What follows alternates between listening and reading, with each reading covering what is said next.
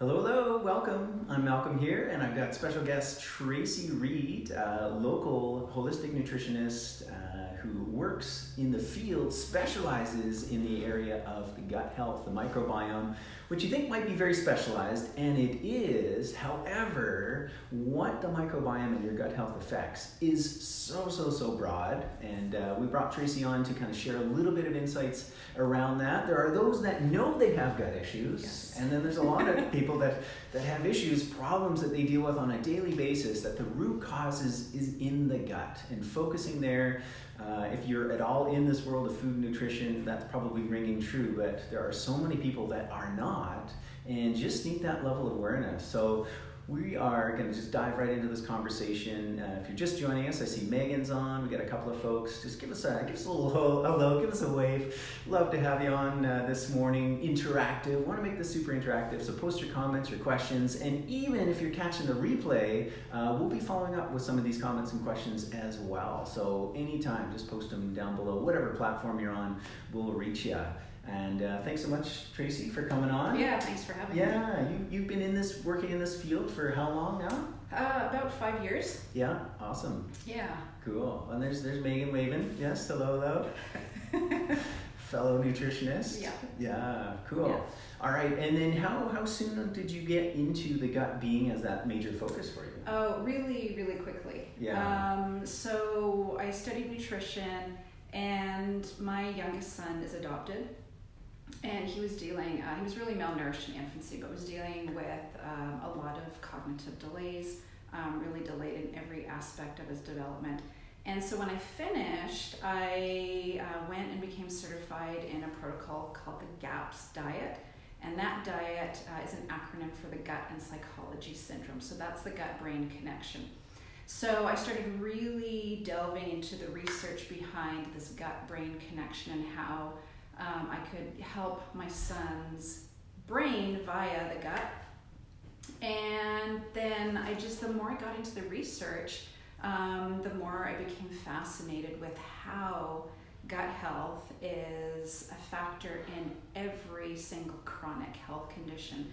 So that could be brain related. Yeah. So if we look at older individuals, often that shows up as Alzheimer's or Parkinson's or dementia or just kind of that brain fog, memory loss.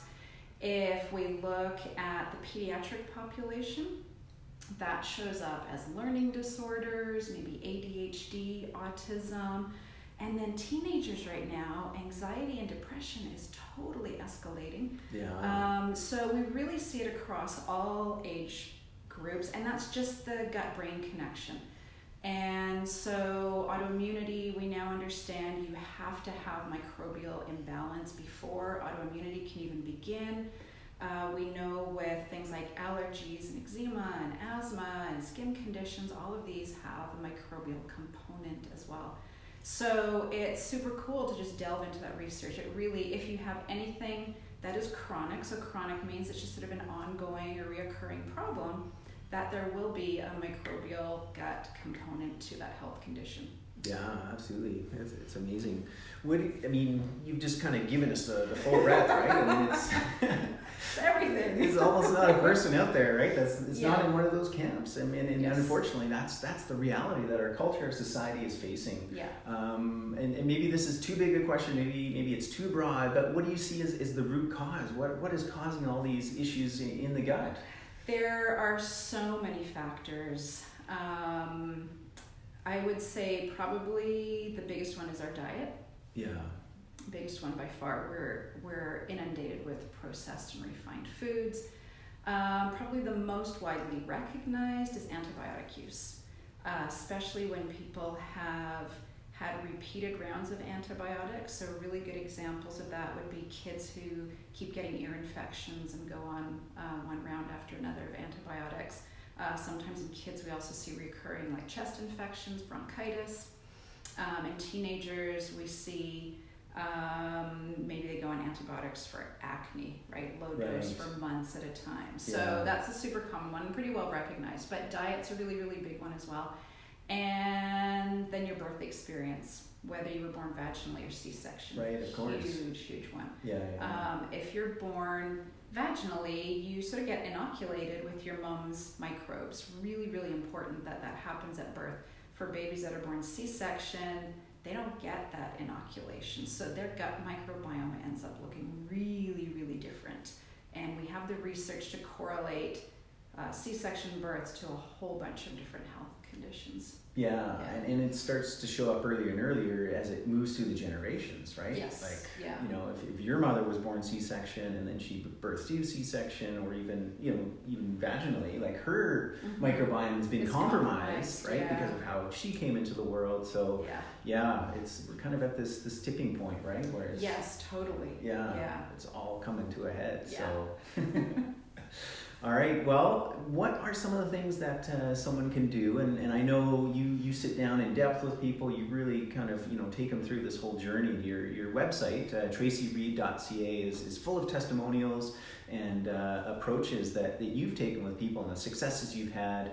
Kind of in general, we've identified what are some of the conditions that are out there affecting our health, the gut, the microbiome, some of the factors that have reduced our health there. Now, kind of turning that corner, what are some of the things that people can do to get back on track? Yeah, so I think one of the most important things, and this kind of seems like a no-brainer, but eat a lot of vegetables. Right.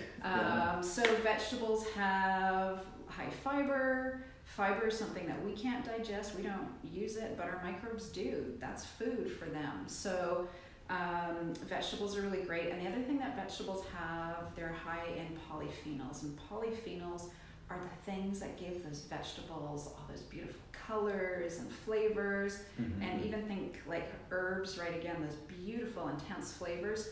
Those polyphenols help with kind of the metabolic processes that our microbes are going through that they need.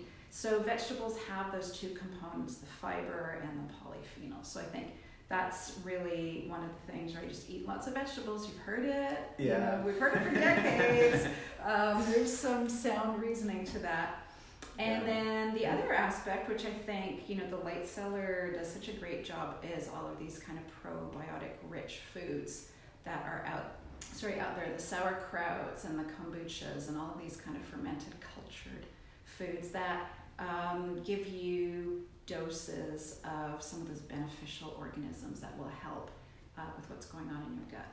Yeah, so it's kind of like a 1-2 approach. I know a lot of people, they'll approach gut health with like, okay, probiotics, right? I just got to take some probiotics and it'll all be fine. Yeah. And I remember Yara Willard, you know, I think he got this from his dad, Terry, and they both have a great sense of humor. They're like, that's kind of like throwing a bunch of yuppies into the ghetto, right? Just like, they're not going to last. They're not going to, like, you know, if you don't have that total diet shift, you're not shifting the terrain, if you're not feeding them on a regular basis, right? You want to set up a home, an environment where those probiotics are going to thrive. They're going to get fed. They're going to get nourished. And I love the word terrain that you used, because you have to have a healthy GI tract for the organisms to colonize in there. And so part of gut work is actually repairing that whole GI tract, especially in your small intestine. Really, really important that's in a good place. So that's part of like kind of an overall gut health approach as well. And supplements are great in that they're still doing a lot of stuff as they travel through, but they don't tend to colonize in there. Right. Yeah, absolutely. All right, we got some comments here. So Megan says she's watching with the whole CSNN group this morning. And we have Mo joining on saying hello, and also saying they need condos. That's right. If you think about that yuppie analogy, right? Setting up the nice beautiful terrain, the manicured lawns. I mean, it's not so much manicured, right? These are tough organisms if given the chance. Yeah. Right. Yeah. And from my understanding, once you can get that, your kind of resistance to, you know, disease, you know, starting on that kind of, you know, daily level, like resistance to colds and flus increases, and of course your ability to kind of, you know, eliminate that potential for the long-term chronic diseases increases as well. One of the most important things our microbiome does for us is actually regulate and modulate our immune system. So a huge role in how your immune system's doing. Yeah, so absolutely foundational. Do you guys got any questions? We've got a fantastic expert here. She's one of our featured guests at the Calgary Fermentation Festival. You'll be speaking in the Microbiome Research Room. Yeah. Yeah, the fun thing about the festival is we wanted to highlight different areas, right? And everything we're talking about here, the topic that we have, is so key, but so is the food preparation, right? And, I hear a lot of times like, fermented foods, I don't really like sauerkraut. Well, no problem. There's so much else that you can get into, you can explore to bring in fermented foods. Sauerkraut is just one of them. So we've got 2 other rooms dedicated to workshops, learning how to ferment your own food at home. And I think, you mentioned diet being the key of kind of how we've gone off with our health. And, intimately related to that is, the making of our food. We want to bring that back, that art, that craft back into the home. And it can be super simple. Absolutely. People think it has to be complicated, but it doesn't at all. Yeah, no, absolutely. And you don't need to do everything, right? I know several people, clients that have been through the store. There was one guy who literally, he was a bachelor, and he kind of logically thought it out. He's like, I could go to the grocery store, I could buy all my food, I could come home, I could prep it, I could eat it, I could clean, all that very laborious, or I just go to the pub down the street, right? And this is how he lived for years and years and years, and suffered the consequences. Yeah. Came to Light Cellar, having zero culinary abilities, and you talk about teenagers, right? We should be empowering our kids to get involved in their food making. Yeah. I mean, when I left home, I really didn't know too much. I mean, Mom was supportive, but I didn't have as much involvement as, at least I'm getting my daughter involved in it. Her own food preparation, and we need more of that opportunity, that ability to learn. So he came, and I mean, man, this guy's in the kitchen all the time, right? And I know another guy who's his wife did all the food. They've been married for 25 years, and he worked, and they had their roles, and so he was just never really in the kitchen until he came into a fermentation class, and that's what got him, right? And now that's his contribution. So still, she carries on, she does most of the food prep, and he just likes to play in that realm of ferments and bring in those good microbes in. So it's going to be a fantastic time at Calgary Fermentation Festival, Saturday, October 9th. Tracey is one of our featured guest speakers. You can reach her, traceyreed.ca. Yeah. That's Tracey with an E. You're also on Facebook as well. Yes. Yeah, so we'll tag her. You can find her in the post, and we'll include a link to her website as well. So maybe just finish off kind of grand final words here, if you can, to kind of summarize before we sign off. Yeah, just like I said, eat those veggies. A really, really easy way for people to get them in is a smoothie. A lot of people don't want to be, again, in the kitchen. That one's super fast. Every mouthful of food you put in your body is also feeding your microbes. So think about that with your next meal. Right? Yeah. Think about the yuppie and the ghetto analogy, right? Yeah. This nice, beautiful garden for them to grow and to thrive and to continue to feed them. Yeah. All right. Well, thanks everyone for watching. If you're just joining us, make sure you go back, watch the replay. We had a great conversation about the microbiome, lifestyle, and diet factors that affect that. The conditions that are affected by your microbiome. A lot of us think, oh no, allergies, what does that have to do with your gut? Well, huge amount. Any age group as well. This is so key, which is why we're focusing on it today. And then we talked about just a couple of easy steps that you can begin to include to bring your microbiome health back into balance and thriving. Hey, thanks a lot, Mo. Just feels so much better with probiotic foods between meals. Yes, absolutely. Great comment, right? And I think that's the idea of these probiotic-rich foods. They're condiments, right? They're additions to your day. I consider them a food group. So, did you get your ferments in today? Obviously it's not going to be a big meal. Just a little bit at a time is how you want to do it. So join us if you want to learn more from Tracey. She'll be at the Calgary Fermentation Festival. She also does one-on-one consults because absolutely there are times when conditions are a little bit more complex than just eat vegetables, and she will... It's a little more complex than that. Yeah, for sure.